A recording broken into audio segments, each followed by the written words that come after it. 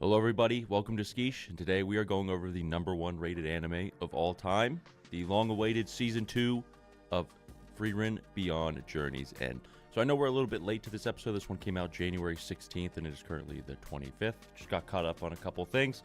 I think it goes without saying that I was heavily anticipating the second season of this show. Frieren came out of, honestly, to me, nowhere. I didn't think it would be the giant phenomena that it has become today, the #1 rated anime on my anime list for well over a year now by this point. So needless to say, I was very excited when they announced Season 2. Unfortunately, I believe we're only getting 10 episodes. So this is going to be a little bit short of a review series than we're used to, but 10 episodes of Frieren, hey, I'm not going to complain about it. So without further ado, let's just get right into reviewing Frieren Season 2, Episode 1. So there's just a couple things I want to point out about this, and I've been seeing this a lot on Twitter when the episode aired. The first season of Frieren and the second season of Frieren basically mirrored themselves. There was a ton of stuff coming out on Twitter about this, and I thought this was extremely cool of the creators of Frieren to do something like this. Here we have basically just a mirrored image of Season 1 into Season 2, and I think that's such a cool little detail that I think only Frieren could really pull off.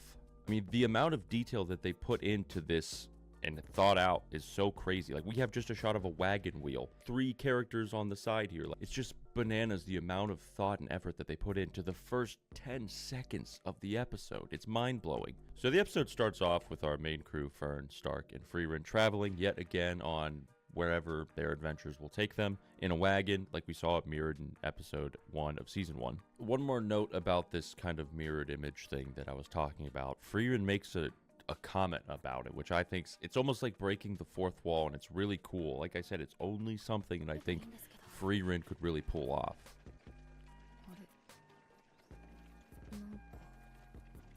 The fact that she mentions it feels familiar is so, I don't know, it just makes me, it's so cool. You know, it's one of those scenes in an anime that gets you kind of giddy when you watch it.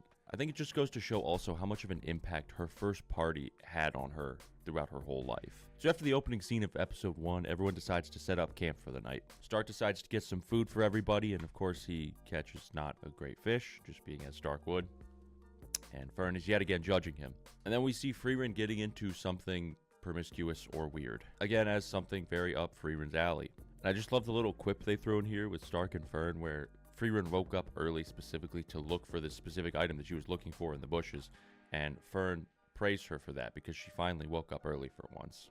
So we come to find out that Frieren was looking for a magic nullifying crystal in the bushes, and this one seems to be of a particular size that you don't really come across frequently.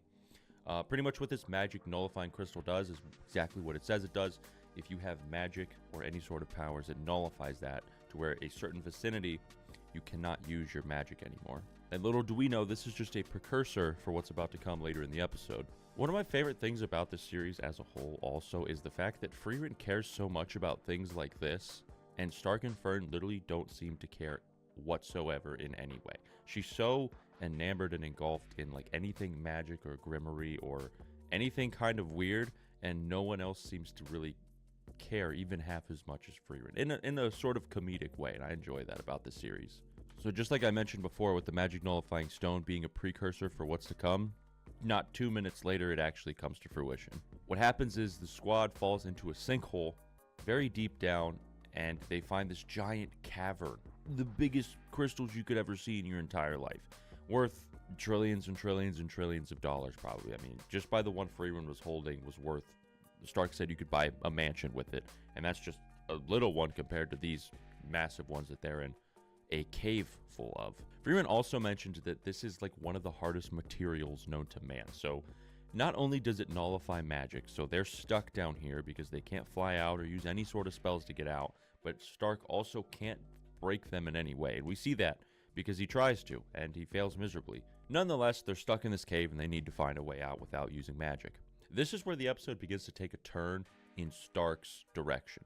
A lot of the episode was just kind of everybody doing everything. Episode 1 from here on out really focuses on Stark, and I like that because we don't get a lot of episodes with just Stark. You know, he's a really interesting character, and I like him a lot. He's humble, he's not very confident in his own abilities, but he takes care of everybody around him, and he's a great front end for his party. So they decide to set up camp in this cave because they're not getting out anytime soon. We see Stark and Fern sitting down, and Fern is actually giving a little bit of vulnerability in this scene where she mentions that she's actually kind of scared of being in this cave. Not only can they not use any magic in any way, which Fern and Frieren, that's their main thing. They really don't have anything else besides magic. But they stumble across a bunch of animal bones, and animal bones that are pretty large, insinuating that there at least has been some sort of presence of a large monster down there. Fern, for like the first time in this series that I can remember, is actually scared. Like, she's a little bit nervous and worried about the outcome. It just goes to show that how much they rely on their magic. It's very powerful. They're both extremely powerful mages, but without that one thing, just because of this crystal, they can't use their one thing that they rely on. So they have to rely on Stark now. And this is where the episode really shifts into the favor of Stark. So this next scene, we finally come across the evil monster. And it looks a bit goofy in terms of Frieren standards.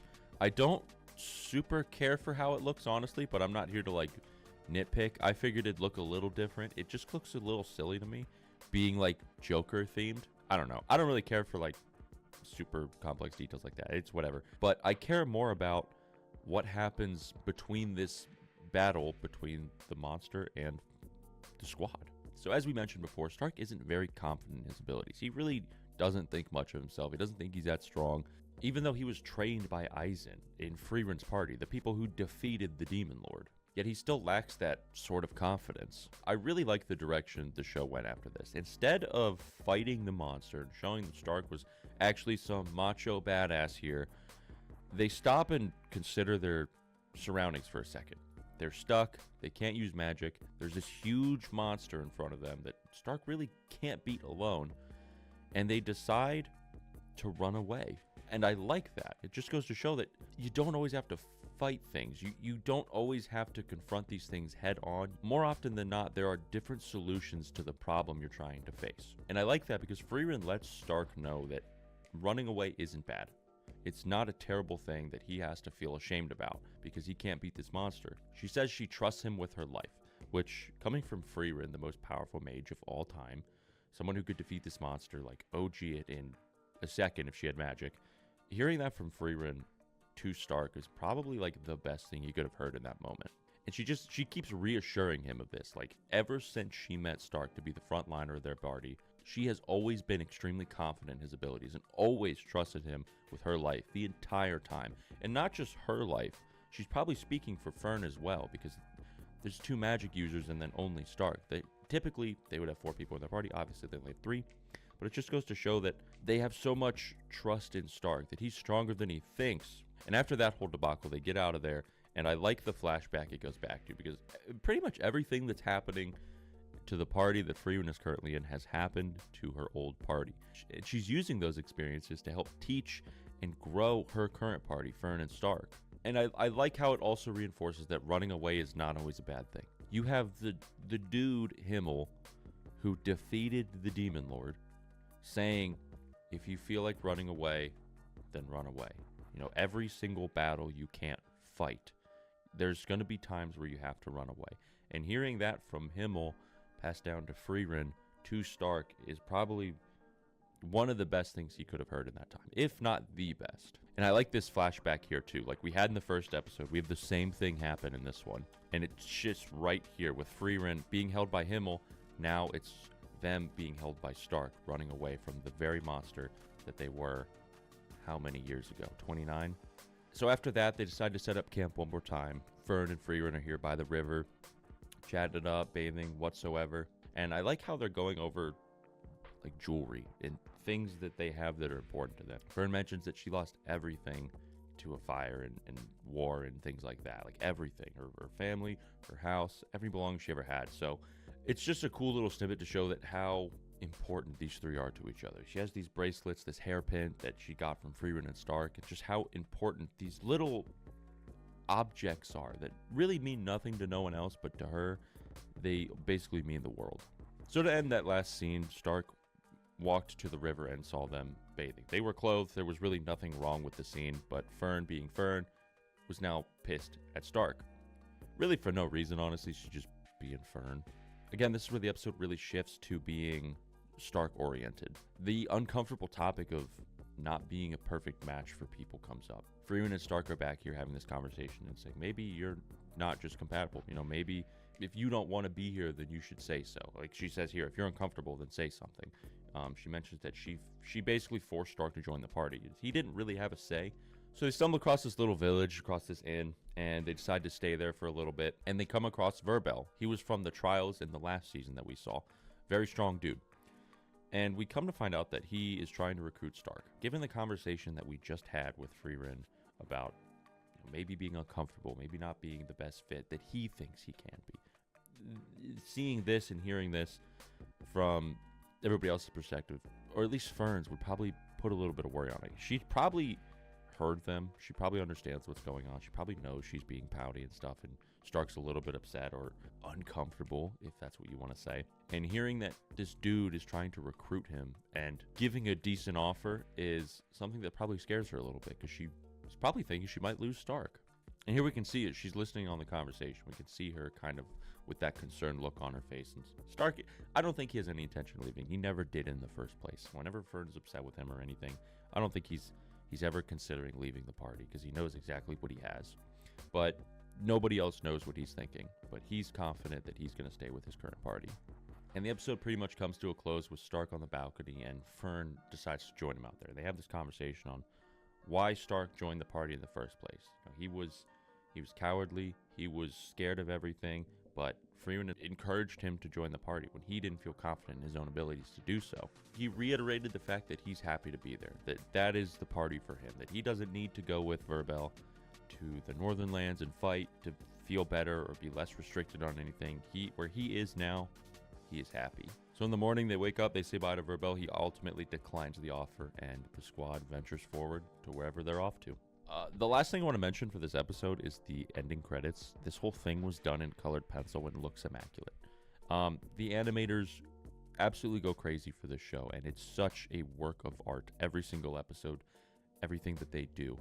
The fact that this entire thing was animated in colored pencil is bananas to me. I saw everybody raving about it on Twitter. It was amazing. Frieren literally never disappoints. Everything this show puts out is a 10 out of 10. Even the ending credits here. So that's it for episode 1. I apologize for the late delay. Things got a little bit ahead of me, but episode 2 will be coming out very shortly after this one. So look forward to that. And then hopefully after that, we'll be on a normal schedule for the remainder of the 10 episodes. If you found anything interesting or informative, make sure to leave a comment down below. Let me know how you're liking Frieren. Let me know what you thought of the first season. Let me know what you think of the second.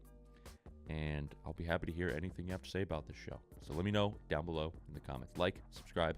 We'll see you on the next one.